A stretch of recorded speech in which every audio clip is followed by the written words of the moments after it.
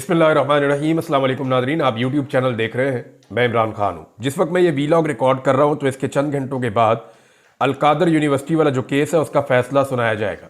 इसके दो नाम है इस केस के, एक नाम है अलकादर यूनिवर्सिटी का केस और दूसरा नाम है 190 मिलियन पाउंड का केस।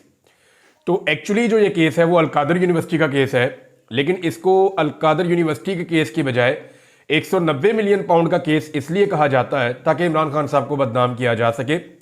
ये 190 मिलियन पाउंड या अलकादर केस का किस्सा है क्या, इसके बारे में आज इस वीलॉग में मैं आपको बताऊंगा।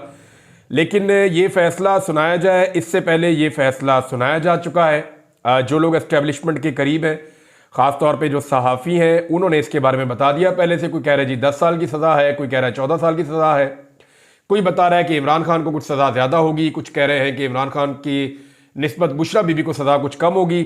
फैसल वाडा भी अपना फैसला सुना चुके हैं। मुस्लिम लीग नून के सियासतदान तलाल चौधरी और ख्वाजा आसिफ, ये दोनों भी एस्टेब्लिशमेंट के बहुत करीब हैं। इन दोनों ने भी प्रेस कॉन्फ्रेंस कर दी गुज़िश्ता रोज़। तो ये सारे अपना फैसला सुना चुके हैं कि जनाब इमरान खान साहब के साथ अलकादर यूनिवर्सिटी वाले केस में उन्हें सज़ा होने जा रही है। ये वो पहला केस है नादरीन जो पाकिस्तान की एस्टेब्लिशमेंट ने बनाया था जनरल बाजवा के दौर में इमरान खान साहब के खिलाफ। जब इमरान खान साहब को इक़्तिदार से निकालने का फैसला हुआ था तो सबसे पहले अलकादर यूनिवर्सिटी के केस के ऊपर काम शुरू किया गया था और उस वक्त एस्टेब्लिशमेंट को यह लग रहा था कि कोई इमरान खान के खिलाफ इस केस की बुनियाद के ऊपर बड़ी कार्रवाई डाली जा सकेगी। इस केस के बारे में कई मरतबा इमरान खान साहब ने भी बात की है। शहजाद अकबर जो है वो इसके बारे में बहुत बात करते रहे माजी में। इसके फैक्ट्स तो बहुत सारे आपको पता है, लेकिन मोटी चीज़ें आज कुछ मैं आपको बताऊंगा। क्योंकि जब एस्टेब्लिशमेंट ने इमरान खान के खिलाफ फैसला कर लिया तो उन्होंने सहाफ़ियों से रब्ते किए, बहुत सारे लोगों को कहा जनाब कि ये हुकूमत अब जाने वाली है तो आप ज़रा इनकी कारकर्दगी का जायज़ा लेना शुरू करें। तो जब उनसे सवालात किए गए तो उन्होंने जो सबसे पहली फ़ाइल बनाई थी इमरान खान के खिलाफ वो ये फ़ाइल थी और मैंने ये फ़ाइल देखी। यानी बतौर एक सहाफ़ी मुझे जब पता चला कि जनाब एक फ़ाइल अब गर्दिश कर रही है तो मैं फ़ाइल तक पहुँचा, बल्कि मुझे पहुँचाया गया। और जब मैंने जाके ये फ़ाइल देखी तो मैंने चंद सवालात किए और पहले ही दिन उन सवालात के नतीजे में वो ऑफिसर्स बेचारे चुप रह गए, उनके पास जवाब ही कोई नहीं था। तो मुझे और बहुत सारे और सहाफ़ियों को ये इन्फॉर्मेशन दी गई, जैसे कि अभी भी इन्फॉर्मेशन आती है मेरे पास, तो आज दिन तक आती है इन्फॉर्मेशन और मैं उसको वेरीफाई करता हूँ, चेक करता हूँ, तो जो ठीक लगती है उसके ऊपर हम बात करते हैं। बाद औक़ात गलत इन्फॉर्मेशन आती है, जैसे कि ये इन्फॉर्मेशन थी। जब इस केस को मैंने पढ़ा तो पढ़ने के बाद मैंने 4 सवालात पूछे थे उस वक्त जो ऑफिसर था उससे। मैंने कहा जी आपने इसको पढ़ा है? उसने कहा जी बिल्कुल मैंने इसको पढ़ा है। मैंने कहा जी मेरे 4 सवाल है कि इसमें सबसे पहले मुझे ये बताएं कि इमरान खान को मिला क्या। तो इसका उनके पास कोई जवाब नहीं था। दूसरा मैंने पूछा कि ये पैसा इस वक्त कहां पर है, तो उन्होंने कहा जी सुप्रीम कोर्ट के अकाउंट में है। तीसरा मैंने उनसे पूछा कि क्या बुशरा बीबी या इमरान खान के दस्तखतों से या उनके अकाउंट्स में कोई पैसा आया, कोई ट्रांजैक्शन हुई उनके पास, तो इसका भी उनके पास कोई जवाब नहीं था। उन्होंने कहा जी ऐसा कुछ नहीं हुआ। एक सवाल मैंने और किया था, तो मैंने उनसे 4 सवालात पूछे तो उन चारों सवालों के उनके पास जवाब नहीं थे। तो जब मैंने इमरान खान साहब को इसको पढ़ने के बाद केस को सवालनामा भिजवाने के लिए रब्ता किया तो उन्होंने कहा जी आ जाए, आके पूछ लें आपने जो पूछना है। तो तब इमरान खान साहब ने इस केस के बारे में मुझे कुछ चीज़ें बताई थी और उन्होंने पाकिस्तान के बहुत सारे और लोगों को, मीडिया को भी उन्होंने ओपनली बताया कि एक्चुअली ये केस था क्या। एक्चुअली इस 2 चीज़ों को जोड़ा जाता है। एक, इमरान खान साहब ने बनाई एक यूनिवर्सिटी अलकादर यूनिवर्सिटी जहां पे बच्चे तालीम हासिल कर रहे हैं, और दूसरा केस है कि मलिक रियाज का एक पैसा पड़ा हुआ था बरतानिया में, वो पैसा पाकिस्तान वापस आया। तो इन दोनों केसों को जोड़ा जाता है। क्या इन्हें जोड़ा जा सकता है या नहीं, तो जरा टाइमलाइन को आपको देखना पड़ेगा। बकौल इमरान खान साहब के, ये इमरान खान साहब ने सीरत नबी पर रिसर्च के लिए एक अलकादर यूनिवर्सिटी बनाने का फैसला किया जहां पे जदीद उलूम भी पढ़ाए जाएंगे। ये यूनिवर्सिटी इस वक्त बनी हुई है और यहां पे जो है वो बच्चे तालीम हासिल कर रहे हैं। इस यूनिवर्सिटी के लिए मलिक रियाज ने जो है वो स्पॉन्सर किया, उन्होंने ज़मीन वगैरह भी दी। बहुत सारे और इन्वेस्टर्स हैं जिन्होंने उसके अंदर इन्वेस्ट किया। बहुत सारे लोगों ने उसके अंदर जो है वो चंदा दिया, जो लोग देते हैं चैरिटीज़ वगैरह। तो वो जब पैसा इकट्ठा हुआ तो फिर उसका इफ्तिताह हुआ। अच्छा, ये जो ज़मीन दी गई ना, मलिक रियाज ने ज़मीन दी थी, ये 2018 में दी थी। 2018 याद रखिएगा, 2018 के इख्तिताम पे ये ज़मीन मलिक रियाज ने दी थी और मई 2019 में इसका इफ्तिताह हो गया था। मई 2019 में इफ्तिताह हुआ तो जून, जुलाई, अगस्त, सितंबर, अक्टूबर, नवंबर, दिसंबर, इसके इफ्तिताह के 7 महीने के बाद एक काबीना के सामने एक मैटर आता है जिसमें बताया जाता है कि बर्तानिया की एक नेशनल क्राइम एजेंसी है, उसने वहां पे कोई मशकूक ट्रांजैक्शन पकड़ी है और उसकी बुनियाद के ऊपर मलिक रियाज के साथ, क्योंकि पैसा जो है मलिक रियाज के बेटे हैं और मलिक रियाज का बेटा अली रियाज उनका नाम है, उनके नाम के ऊपर जनाब वहां पे एक कंपनी है और वो जो कंपनी है अल्टीमेट होल्डिंग उसका नाम है। उस कंपनी के नाम के ऊपर वो उन्होंने एक प्रॉपर्टी खरीदी थी शरीफ खानदान से। आपको याद होगा जब पनामा केस आया था शरीफ खानदान पे 2016 में, तो उन्होंने बहुत तेजी में बेचने की कोशिश की थी कि बेच के हाइड पार्क को तो निकल जाए। तो उस वक्त इस कंपनी ने खरीदा था जो मलिक रियाज साहब के बेटे की है। बाद में जब यह मामला नेशनल क्राइम एजेंसी के पास गया तो फिर नेशनल क्राइम एजेंसी ने मलिक रियाज और उनके बेटे के जो पैसे थे इस कंपनी के अंदर 190 मिलियन पाउंड, वो पैसा उन्होंने फ्रीज कर दिया। फिर मलिक रियाज साहब का और बर्तानिया की जो नेशनल क्राइम एजेंसी है उनका एक मुआहदा हुआ, खुफिया मुआहदा, और उस मुआहदे में यह तय पाया कि जनाब ये पैसा हम पाकिस्तान वापस ले जाएंगे। अब जब ये पैसा वापस पाकिस्तान लाने की बात हुई तो फिर पाकिस्तान की गवर्नमेंट को इसके बारे में पता चला, पैसे के बारे में। तो अब पाकिस्तान की गवर्नमेंट के पास दो रास्ते थे जो इस काबीना के अंदर आए। एक रास्ता यह था कि हम बर्तानिया में जाकर केस लड़ें और यह साबित करें कि यह पैसा पाकिस्तान से मनी लॉन्ड्रिंग के जरिए गया और करप्शन का पैसा है, तो इस पैसे को लाने या ना लाने के हवाले से कोई कंफर्मेशन नहीं है।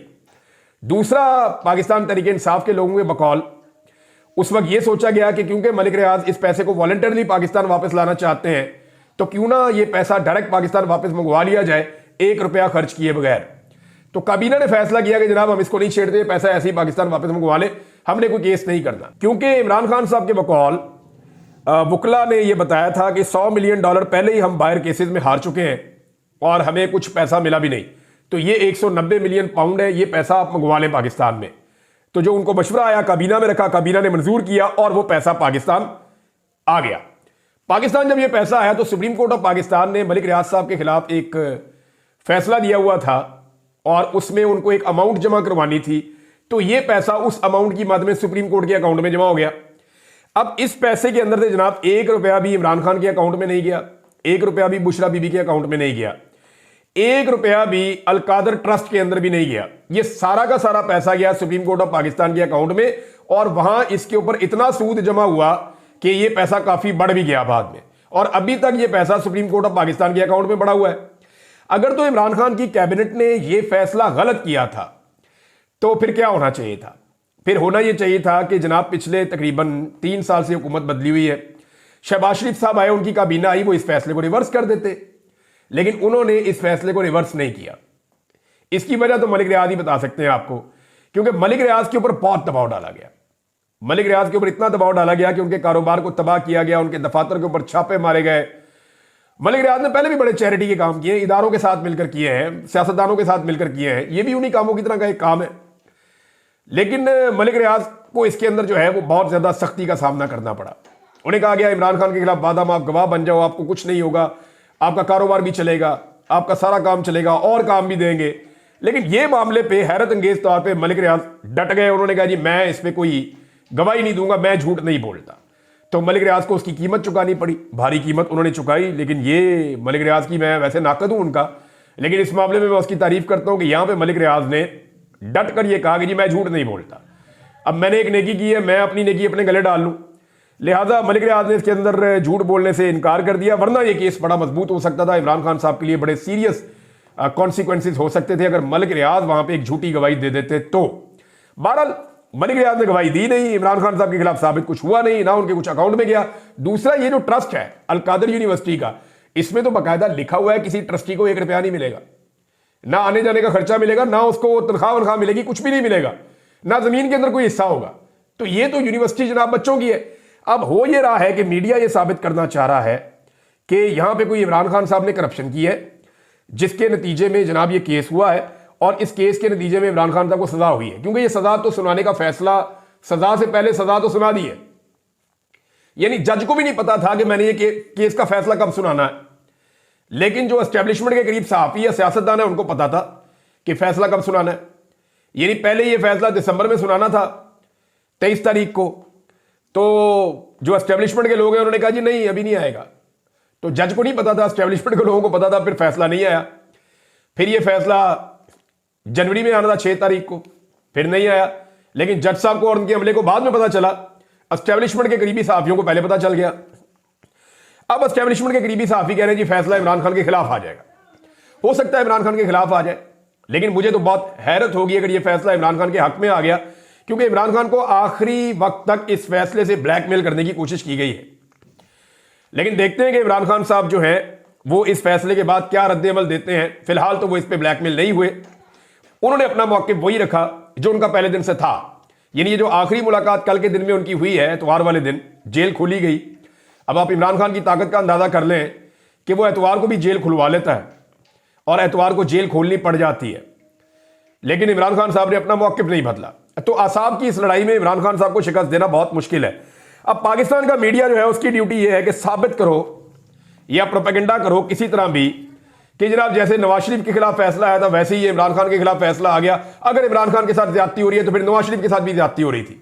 अगर ये अलकादर यूनिवर्सिटी है तो वहां पे नवाज शरीफ का जो लंदन का अपार्टमेंट है या वो जो बहुत बड़ा महल है हाइड पार्क का, वो भी ऐसे ही केस है। तो जनाब मैं कुछ चीजें आपके सामने रख देता हूं इस हवाले से, इससे पहले कि मीडिया प्रोपेगेंडा करे।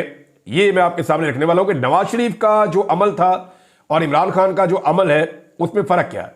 नवाज शरीफ ने जाती जागीर जाती प्रॉपर्टी बनाई, इमरान खान साहब ने यूनिवर्सिटी बनाई, यानी दोनों केसों में फर्क है।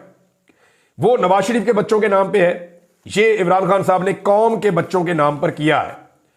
वहां पे आज भी महल्लाती साजिशें होती हैं, लंदन प्लान होता है, इस तरह की चीजें होती हैं। और यहां पे अलकादर यूनिवर्सिटी में सीरतुन नबी पढ़ाई जाती है। वहां सिर्फ मखसूस किस्म की एलीट दाखिल हो सकती है शरीफ खानदान को मिलने के लिए, और यहां जो है वो गरीबों के बच्चे जाकर पढ़ते हैं। ये जो है नस्ल दर नस्ल शरीफ खानदान के पास रहेगी और ये प्रॉपर्टी इनके बच्चों को जाएगी। जबकि अलकादर यूनिवर्सिटी की जो प्रॉपर्टी है उसकी मलकियत अब एक ट्रस्ट के पास है जो हमेशा ऐसे ही रहेगी और ये हमेशा कौम के बच्चों के पास जाएगी। अगर आप हाइड पार्क की वीडियोस देखें तो पाकिस्तानियों को अफसोस होता है कि ये हमारा पैसा ये कहां चला गया, इसका मनी ट्रेल नहीं है आज तक। लेकिन अगर आप वीडियोस देखें अलकादर यूनिवर्सिटी की तो आपको फख्र होता है। और अलकादर यूनिवर्सिटी की वीडियोस बनाकर प्रोपेगेंडा भी नहीं किया जा सकता। क्या दिखाएंगे, कौम के बच्चे वहां पे पढ़ रहे हैं, ये इमरान खान ने करप्शन की है कि वहां पे सीरतुन नबी पढ़ाई जा रही है बच्चों को। आज तक जो हाइड पार्क है उसकी मनी ट्रेल सामने नहीं आ सकी, जबकि पूरी ऑडिट रिपोर्ट अलकादर यूनिवर्सिटी की इस वक्त मौजूद है नैब के पास और उसमें वो कोई गलती नहीं निकाल सके। पाकिस्तान ये आज भी नवाज शरीफ के लंदन फ्लैट्स का जो है वो हिसाब किताब मांगते हैं, लेकिन यानी पाकिस्तानी पूछते हैं हमारे पैसे वहां कैसे गए, लेकिन अलकादर यूनिवर्सिटी को आज भी पाकिस्तानी पैसे देते हैं ताकि यूनिवर्सिटी चले और यहां पे बच्चे पढ़ें। तो मीडिया इससे पहले कि साबित करने की कोशिश करे दोनों एक जैसे, दोनों केस एक जैसे कोई नहीं है। मियां साहब ने अपने बच्चों की जायदाद बनाई है, मियां साहब के पास उसका कोई हिसाब किताब नहीं है।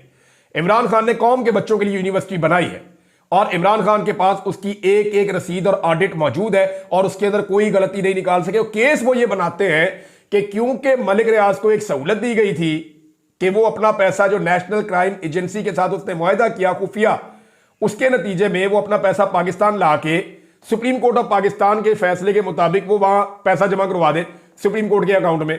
गया तो गवर्नमेंट के अकाउंट में ना, सुप्रीम कोर्ट गवर्नमेंट की है तो वो तो गया गवर्नमेंट के अकाउंट में गया। अब अगर तो वो फैसला गलत था तो शहबाज शरीफ साहब आके उसको बदल देते। अब तक 3 साल हो गए, किसी कैबिनेट ने उसको बदलने की जरूरत नहीं की। या तो उस फैसले को रिवर्स करते और वो ये कहते कि सुप्रीम कोर्ट ऑफ पाकिस्तान से वो पैसा निकालो और निकालकर स्टेट बैंक ऑफ पाकिस्तान में डालो। आज तक वो वाला काम भी नहीं किया। तो क्या इसमें अकेला इमरान खान कसूरवार होगा? काबीना के एक फैसले की जिम्मेदारी अकेले वजीर आजम पे कैसे आ सकती है? एक बड़ा सवाल है, इसका जवाब किसी के पास नहीं है। दूसरा यह है कि क्या मलिक रियाज साहब जो है उनके बगैर इमरान खान साहब को आप फिक्स कर सकते हैं? वो भी आप नहीं कर सकते।